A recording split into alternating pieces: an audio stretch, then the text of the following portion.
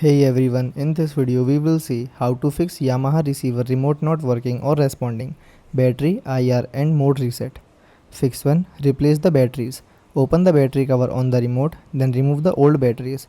Insert new batteries matching the plus and minus marks. Then test the remote again. Second one is check for blocked IR signal.